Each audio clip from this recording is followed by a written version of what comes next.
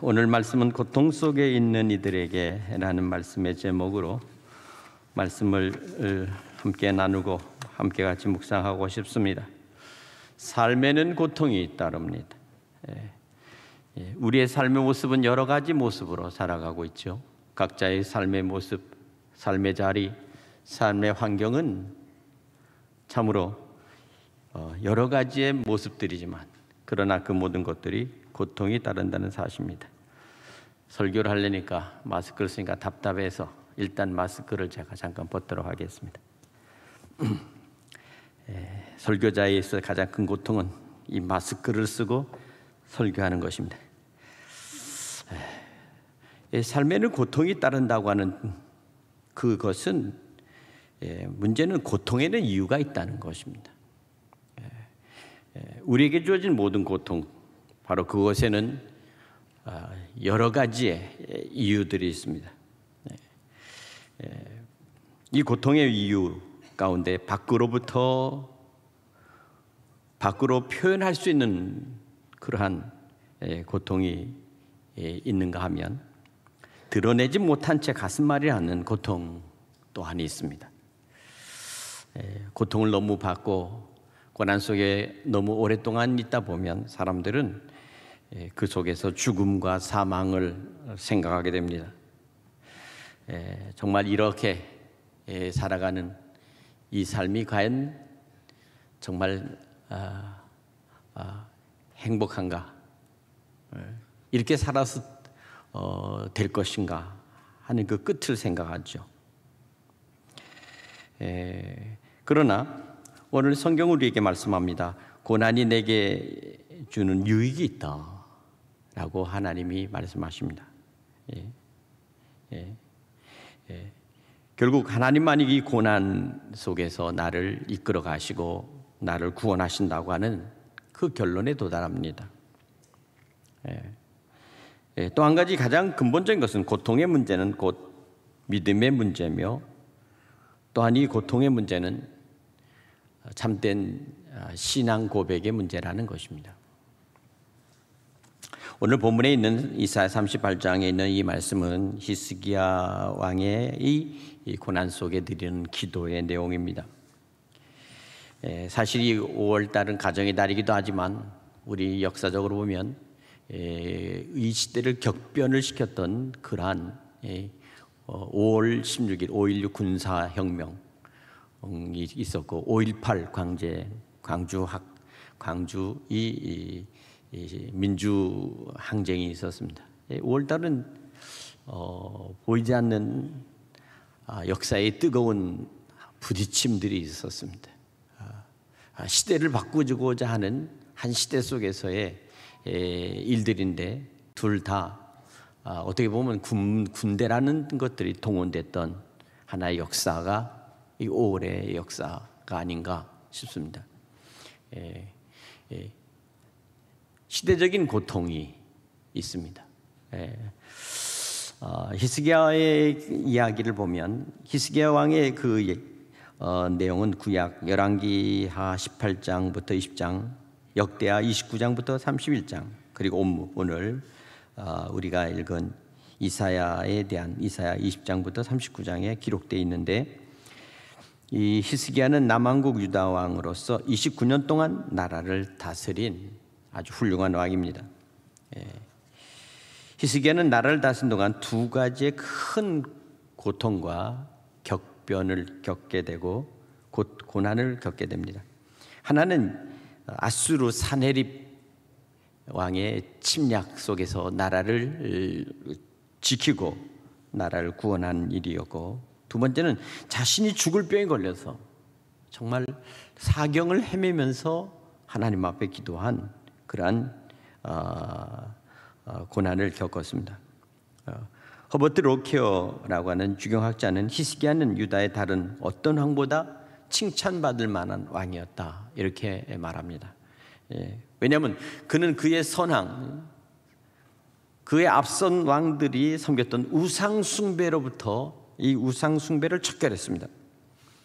그리고 그 방치됐던 바로 이 성전, 예루살렘 성전의 예배를 다시 시작하고 예배를 다시 부활을 시켰습니다. 뿐만 아니라 자신의 확신을 가지고 백성들을 위로하고 또 백성들의 그 사기를 고치시키고 또 선정을 베풀었던 바로 그와 같은 왕이었습니다. 아수르 사네립이 유대를 침략했을 때 그는 하나님께 나아가 기도했습니다. 국난 극복을 위한 속에서 하나님 앞에 기도하는 왕이었습니다. 기도의 사람, 바로 그가 히스기야입니다. 자신의 불치의 병 걸렸을 때 마찬가지로 그는 기도했습니다. 그 속에서 하나님 앞에 기도할 때 하나님께서 그를 보시고 하나님께서는 그에게 치료하시는 놀라운 기적을 베푸셨습니다. 오늘 본문은 바로 이사야 38장 10절부터 히스기야가 죽을 병에 걸려서 고침받기 위해 드렸던 기도와 그 기도의 신앙 고백인데, 오늘 본문 속에서 16절에 사람이 사는 것이 있고 내 심령의 생명도 온전히 거기 있사오니 이렇게 말합니다. 한 가지 중요한 것은 바로 이것입니다. 사람이 사는 것이 이에 있다. 다시 말하면 생명에 걸려 있다는 것입니다. 또 내 심령의 생명도 온전히 거기 있사오니, 다시 말하면 하나님의 손길에 있다는 것입니다. 하나님의 장중에 붙여 있다는 것입니다. 오늘 여기 기도 속에서 왕이라도 생사에 관한 문제는 그가 아무 힘도 없고 무능자였다는 사실입니다. 우리 역시 또한 마찬가지입니다. 요새 백신을 맞는데 갑자기 이 백신을 맞으라고 날짜가 정해지니까 마음속에 한편 또 빨리 맞고 빨리 이 마스크를 벗어야 되겠다 하는 그런 생각도 들지만, 또 한편에는 이걸 맞아도 괜찮나 라고 하는 그런 마음속에 약간의 그 어떤 의심과 그리고 불안도 있더라고요. 물론 어르신들은 지금 다 맞아서 지금 아주 건강하게 지금 1차, 2차에 걸쳐서 예방을 맞으신 우리 노부모님들이 계십니다만은 바로 그렇습니다. 그러니까 이 생사라는 것은 자기에 걸리면 사람들은 다 약해지고 또 염려와 불안 속에 있게 된다는 것입니다. 그러나 한 가지 분명한 것은 이것입니다. 바로 생명의 주인은 하나님이시라는 것입니다. 믿으십니까? 오늘 히스기야 왕은 바로 그것입니다. 전적으로 자기의 모든 것이, 자기의 살고 죽는 이 모든 것들이, 자기의 생명도 바로 하나님께 있다는 것을 고백하면서 그는 창조 신앙에 대한 것을 분명히 고백하고 있는 것입니다. 하나님이 인간의 생명을 만드신 주인이시기 때문에 결국 전적으로 하나님만이 나의 모든 것들을 책임져신다 하는 것을 고백하고 있습니다. 두 번째 우리가 알 수 있는 것은 바로 16절 보면 원컨대 나를 치료하시며 나를 살려주옵소서라고 고백합니다. 치료와 구원이 주께 있다는 사실입니다. 현대 과학이 지금 경이적으로 발전하고 있습니다. 정말 몸에 있는 피 한 방울 뽑아서 그것을 분석하면 몸에 있는 어떤 질병이나 여러 가지 반응들을, 현상들을 알 수가 있는 그와 같은 시대가 되었습니다. 여러 가지 현대 과학, 의료기술 그 모든 것들을 통해서 몸 안에 있는 구석구석 모든 것들을 다 우리는 살펴볼 수 있는 그런 시기가 되었습니다. 그런데 문제는 그것입니다. 아무리 과학이 발달하고 아무리 모든 것들이 선진적으로 나간다 할지라도 우리의 생명을 어떻게 더 연장시킬 수가 없다는 것입니다. 오늘 이것이 바로 우리에게 있어서 가장 우리 삶의 한계요, 또한 우리에게 주어진 그러한 약점들입니다. 여기서 우리는 치료하시는 것은 하나님이 치료하신다는 것입니다. 중요한 것은 무엇입니까? 우리 몸이 어떻게 치료의 효과를 나타내고 우리 몸이 어떻게 생기를 불어넣어서 다시 살아나는가, 이 힘을 어떻게 가질 수 있는가, 이 전적인 이 모든 것들이, 이 구원이 하나님께 달려 있음을 여러분 믿으시기를 바랍니다. 세 번째는 모든 고통의 이유가 있다는 사실을 말하고 있어요. 히스기야는 17절 이렇게 말합니다. 보옵소서, 내게 큰 고통을 더하신 것은 내게 평안을 주려 하심이라. 이렇게 말합니다. 히스기야의 고백 속에 고통의 원인은 평안 때문이라는 것입니다. 이거 참으로 우리가 이해하기 어려운 말이고 또 깊이 생각할 문제입니다. 고통의 원인은 평안 때문이다. 내게 고통을 더하신 것은 내게 평안을 주려 하심이라. 생각해 보세요. 고통을 더하시는 것이 어떻게 평안을 위한 것일까?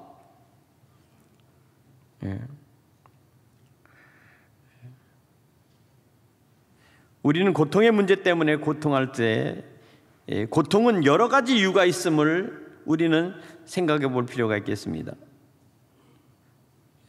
사람으로 인하여 오는 고통이 있습니다. 인간관계 속에서 서로가 해결할 수 없을 때 일어나는 그 고통이 있습니다. 마찰할 수 있고 서로가 오해할 수 있고 서로가 불신할 수 있는 것 속에서 다툼이 일어나는 이 고통들이 다가올 수 있습니다. 고통의 이유 중에 두 번째는 물질로부터 오는 고통입니다.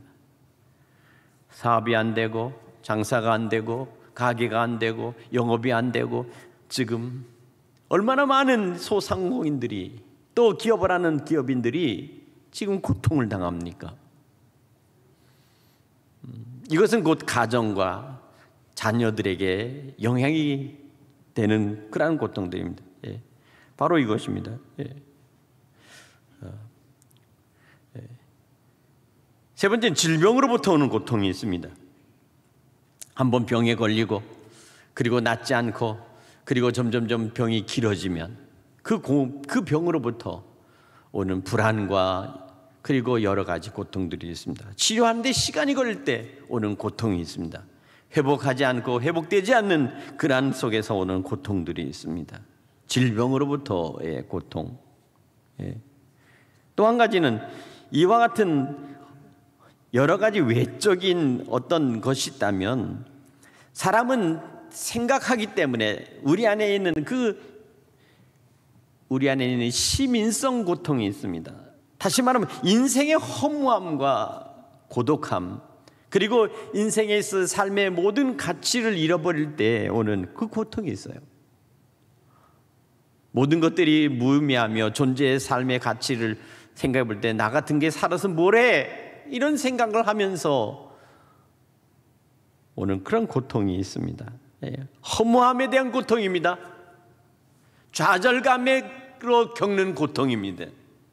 이때까지 살았지만 그 모든 삶에 대한 것들을 다시 한번 반추하고 다시 생각해 볼 때 진정으로 내가 다시 나를 스스로 내가 나를 일으켜 세울 만한 그러한 삶의 어떤 그런 가치를 느끼는가, 후회 없는 삶을 살았는가 라고 하는 것에 대한 그런 고민과 고통이 있습니다.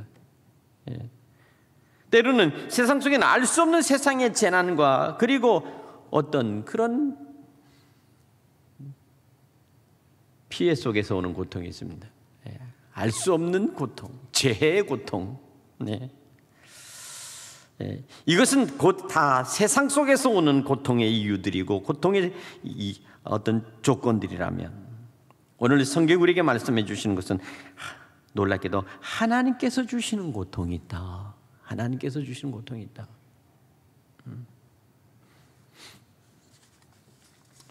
하나님께서 아브라함을 택하여 갈대아 우르에서 부르시고 내가 너에게 지시한 땅으로 가라 하고 나서는 중간쯤에는 하나님께서 입을 딱 닫으셨습니다. 아브라함이 그랬을 것입니다. 내가 이제 어디로 가야 합니까? 앞으로 계속 가야 합니까? 아니면 다시 뒤로 돌아가야 할까요? 히브리서의 말씀 보면 아브라함은 갈 바를 알지 못한 채 오직 하나님의 음성을 기다리면서 하나님께서 말씀하시는 그 길을 따라 강을 건너고 산을 지나고 그리고 해서 젖과 꿀이 흐르는 가나안 땅까지 그가 갔다는 것입니다. 하나님의 음성이 들리지 않았다면 그는 행복하게 갈대우르에서 살았을 것입니다. 모든 일반적인 사람들이 생각하는 것처럼 그가 산업도 하고 사업도 하고 장사도 하고 농사도 짓고 살아가는 모든 평범한 삶을 살았는데 왜 하나님 나를 부르셔서 너는 본토 친척 아비집을 떠나 내가 지시한 땅으로 가라 라고 말씀하시되 주께서 말씀하지 않은 채 묵묵히 지켜본다면 이것 또한 견딜 수 없는 거 아니겠어요? 네.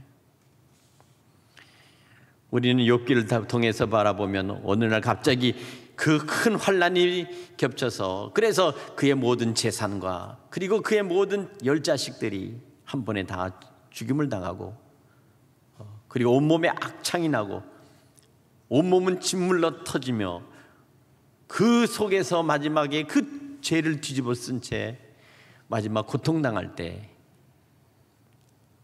자기가 그렇게 믿었던 자기 아내마저도 하나님을 저주하고 죽으라 이렇게 하면서 악담을 퍼붓고는 그리고는 집을 나가버리는 그런 가정의 풍파를 겪습니다.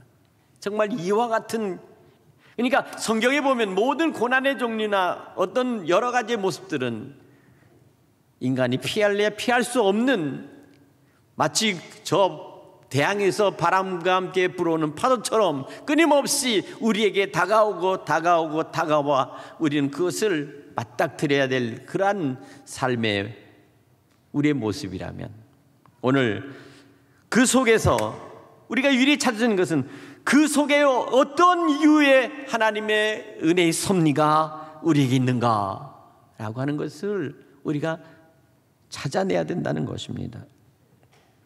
예. 여기서 비로소 우리가 알 수 있는 것은 무엇입니까? 오늘 여기 17절을 보옵소서 내게 큰 고통을 더하신 것은 내게 평안을 주려 하심이라. 예. 사도 바울은 로마서 5장 3절에 이렇게 말합니다. 우리가 환난 중에도 즐거워하나니 이는 환난은 인내를, 인내는 연단을, 연단은 소망을 이룬 줄 알미로다. 보세요, 환난이 우리를 인내하게 만든다는 것입니다. 참고 견뎌나가는 것입니다.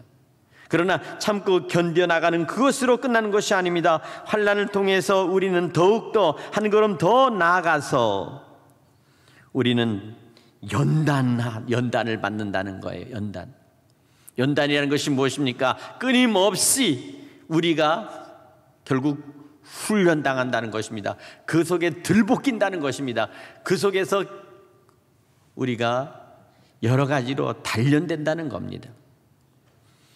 예, 돌 속에 있는 뜨거운 철이, 그 돌이 다 타버리고 나면 결국 마지막 철만 남았는데, 그 철은 물론 철이지만 대장장이가 그 철을 가져다가 망치로 두들기고 다시 그것을 용광로에다 집어넣어서 벌겋게 달군 그 쇳덩어리를 차고 찬물에다가 집어넣어서 갑자기 식힌 다음에, 그리고 나서는 끄집어내서도 두들긴 그 철을 다시 용광 속에 집어넣고, 그렇게 해서 다시 꺼내서 다시 찬물에다 집어넣고 또 두들기고, 그렇게 하다 보면 결국 불순물들이 다 떨어져 나간다는 거죠.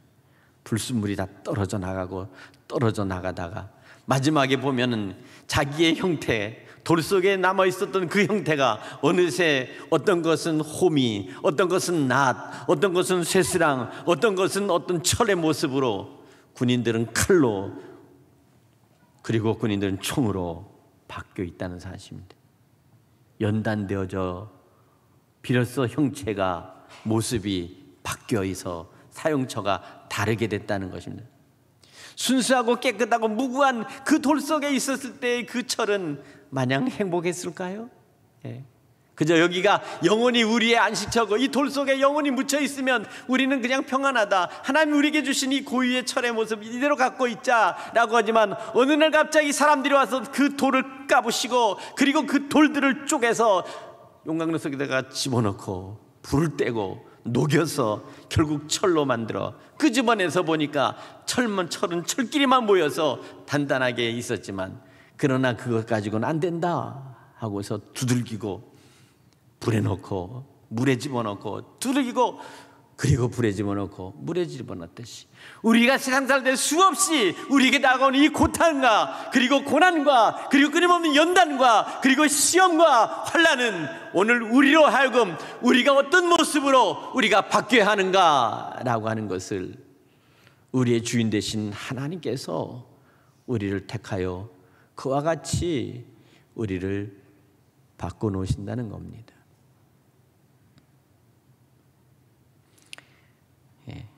그래서 연단은, 근데 결국 그 연단은 소망을 이루는 줄 알미라. 마지막에 그 끝에는 하나님께서 기뻐하시고 하나님께서 비로소 원하셨던 그 모습으로 새롭게 재창조되어지는 놀라운 역사가 나타난다는 사실입니다.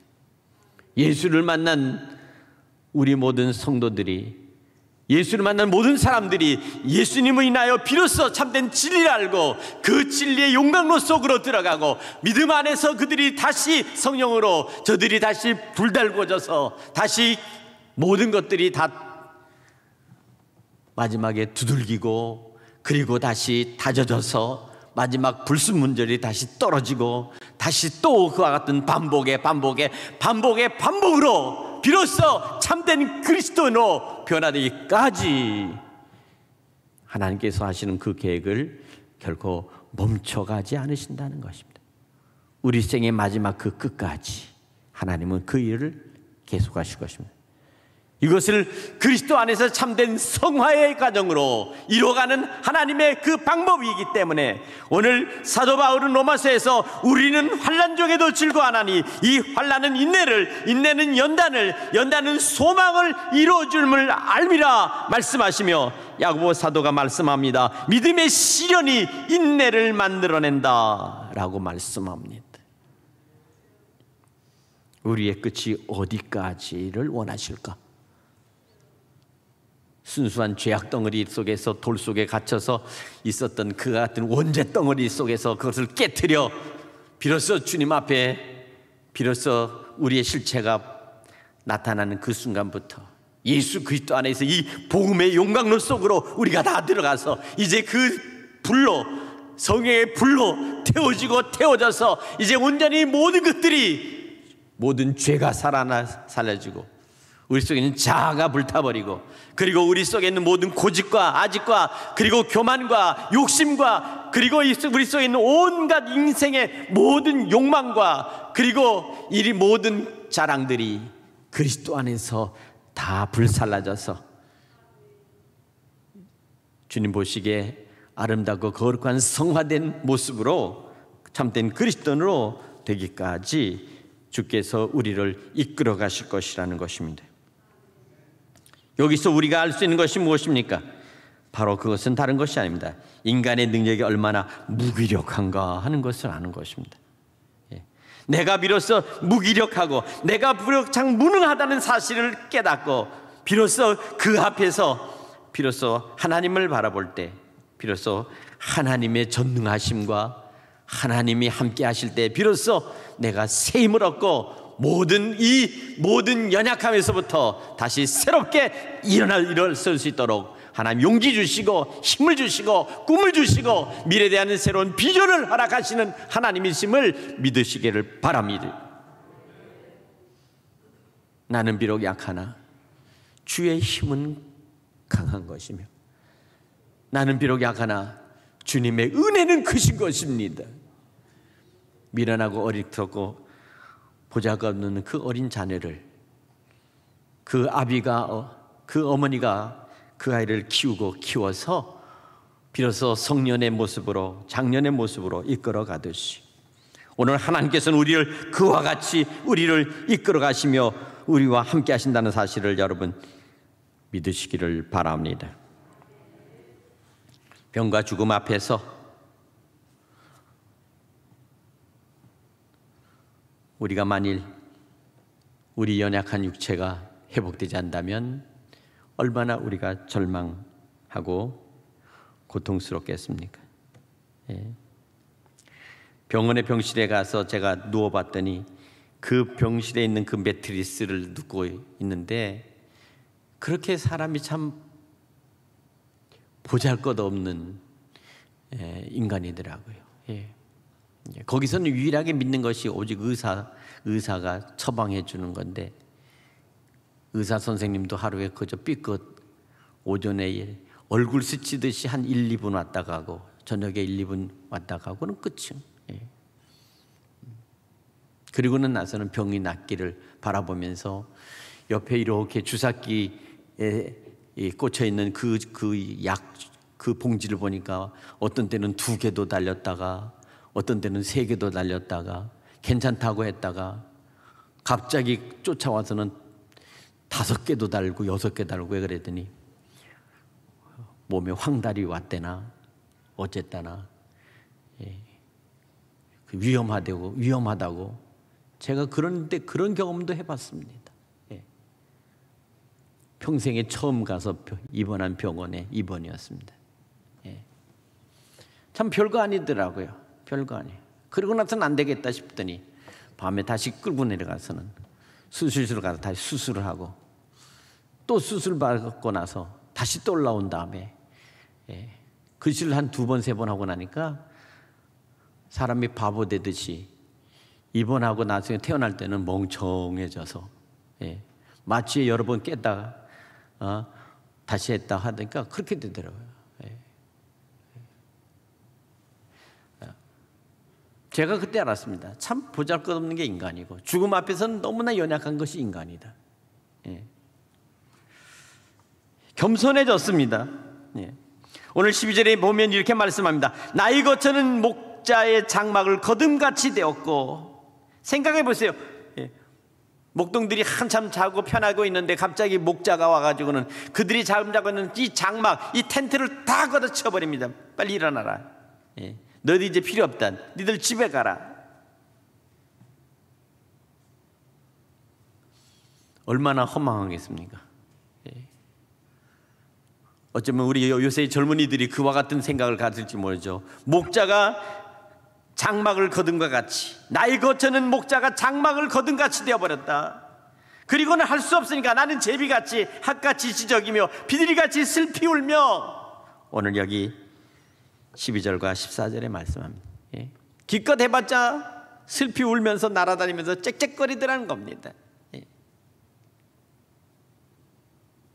20대 30대 젊은이들이 갑자기 집에 폭등한다고 하는 바람에 아이들이 갈 곳도 없고 살 곳도 없고 전세는 올라가고 어쩌자고 하는 건지 부모 집으로 다시 들어가기엔 너무 힘들고 그러니 오늘 여기 제비같이 핫같이 지저귀며 비둘기같이 슬피 울며 시대의 모습은 그렇습니다. 장막은 거쳐졌고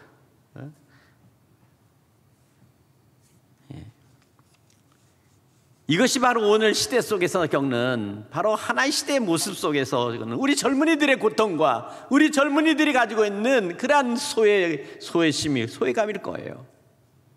그들이 얼마나 마음속에 허탈하며 허망한지 저들을 어떻게 꿈을 주며 저들이 어떻게 미련한 그들의 소망을 줄 수 있겠습니까?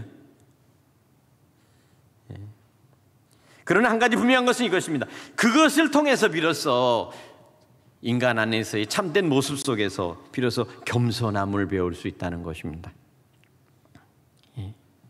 겸손입니다. 인간 안에서 비로소 우리가 가지고 있는 겸손, 하나님께서 우리를 만일 믿음과 연단 속에서 우리를 다루신다면 우리는 겸손해질 수밖에 없습니다. 여기 겸손이라는 것은 3가지 있습니다. 언어의 겸손입니다. 말투의 겸손입니다. 같은 말을 할 때도 그 말씨나 그 모든 모습 속에서 상대방에게 상처 주지 않고 저들을 격려하고 위로하며 고무할 수 있는 모습으로 비로소 우리를 변화시키는 거죠. 겪어본 사람만이 그 고통을 알고 낮아져 본 사람만이 낮아진 상태에서 다른 사람, 낮아지고 고통당하는 사람들을 그들을 가슴으로 안을 수가 있는 거예요. 왜? 바로 유유상종이죠. 어쩌면 높아보고 세상 속에 권력을 가진 사람만이 자기들끼리 그 속에서, 세상 속에서 마음껏 향유하고 싶은 그런 세상의 욕망과 세상의 명예욕들이 있기 때문에 한편 그런 사람도 있지만, 소외되고 갖지 못한 채 낮아지고 가난하며, 그리고 정말 유리되고, 그리고 모든 것으로부터 박탈당하는 그런 사람들도 이 사회에는 존재한다는 거예요.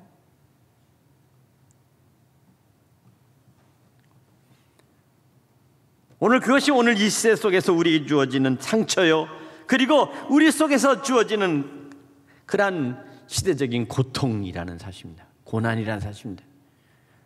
젊은이들에게, 우리 청년들에게, 청장년들에게 지금은 때로는 고난의 시기요, 아픔의 시기일 수 있습니다. 작년의 시기와 노년의 시기에는 때로는 지금 안타깝게 바라보는 그러한 염려에, 아니면 또한 절망의 때가 아닌가 싶기도 합니다. 그러나 한 가지 중요한 것은 무엇입니까? 오늘 하나님께서 이 속에서도 다시 우리에게 새로운 기회와 새로운 회복과 새로운 용기로 우리를 이끌어 가실 하나님의 시간이 준비되어 있다는 사실을 믿으시기 바랍니다. 언제나 우리는 고난과 역경 속에서 다시 그 바닥을 치고 우리는 다시 올라왔습니다. 이것은 우리의 삶 속에서, 우리 역사 속에서 우리가 겪었던 일들입니다. 우리 젊은이들도 또한 똑같이 그 바닥을 치고 다시 저들이 올라가야 될 힘과 용기를 새롭게 해야 될 때가 필요한 것이죠. 그들에게도 교훈이 필요한 것입니다. 그들에게도 이런 경험이 필요한 것입니다. 언제나 좋아질 수밖에 없고 언제나 모든 것들이 행복할 수는 없는 거예요. 그렇지 않습니까? 우리는 고통에는 다 이유가 있다는 사실을 알아야 합니다. 오늘 이것을 통해서 우리는 참된 신앙 안에서 우리의 언어가 겸손해지고 우리의 행동이 겸손해지고 우리의 마음이 겸손해져야 한다는 사실입니다. 하나님만이 우리를 이끌어 가실 참된 신앙의 모습으로 우리는 다시 믿음의 자리를 회복하고 믿음의 자리를 다시 되찾고 그 믿음의 자리에서 다시 하나님께서 인도하시는 그 은혜의 축복의 길로 우리는 나가야 될 줄로 믿습니다. 예수님께서 친히 말씀하시기를 나는 곧 길이요 진리요 생명이니, 오늘 우리는 주님이 우리에게 보여주시는 그 생명의 길, 우리에게 주시는 구원의 길로 나아가 이 모든 어려운 고통과 고난을 능히 이겨나가는 여러분 되시기를 주님의 이름으로 간절히 축원합니다. 마지막으로 오늘 결론의 말씀입니다. 오늘 고통의 이유 속에서 하나님은 그를 지켜보고 계시다는 사실입니다. 기도의 응답을 받게 되었습니다. 오늘 28장 5절 6절에 보면 내가 내 기도를 들었고 내 눈물을 보았노라 이렇게 말합니다. 하나님께서는 히스기야를 주목하고 계셨습니다. 그리고 그가 그 병상에서 하나님 앞에 드리는 그 기도를 보면서 나는 내 기도를 들었고 내 눈물을 보았다. 자녀들의 그 고통과 그 자녀들의 그 눈물이 그 아버지의 그 눈빛에 그들을 바라볼 때 바로 그 아버지에게도 똑같은 고통과 눈물이라는 사실입니다. 이것입니다. 오늘 그렇기 때문에 하나님께서는 바로 이와 같은 하나님의 사랑과 하나님의 관심이 오늘 여러분에게 있기를 바랍니다. 우리 가지고 있는 여러 가지, 또 각자 가지고 있는 많은 여러 가지의 이유들이 있다 할지라도 주께서 그 모든 것들을 바라보시며 하나님께서 함께 해주실 것을 믿으시기 바랍니다. 히스기야의 그 질병 속에서 그가 하나님 앞에 기도할 때 하나님께서는 저의 수명을 15년을 더 살게 해주시며 또한 아수르 대군들의 그 침략으로부터 하나님께서는 히스기야와 그 조국 이스라엘, 유다를 지켜주셨다는 사실입니다. 오늘 사랑하는 여러분, 오늘 이 고통 속에서도 우리는 오직 예수 그리스도 우리 주님을 바라봐야 합니다. 그리고 예수 그리스도 안에서 주시는, 내게 능력 주시는 그 은혜를 다시 한번 마음속에 굳게 하면서 할 수 있거든이 무엇이냐? 믿는 자에게 능치 못함이 없느니라. 우리 주님의 말씀을 기억하십시오. 그리고 다시 한번 이 고통 속에서도 다시 일어설 수 있고, 이 고난 속에서도 다시 새로운 희망을 바라보며 나아가는 우리 모든 성도들과 우리의 자녀들이 될 수 있기를 간절히 축복합니다. 축복합니다. 기도하겠습니다.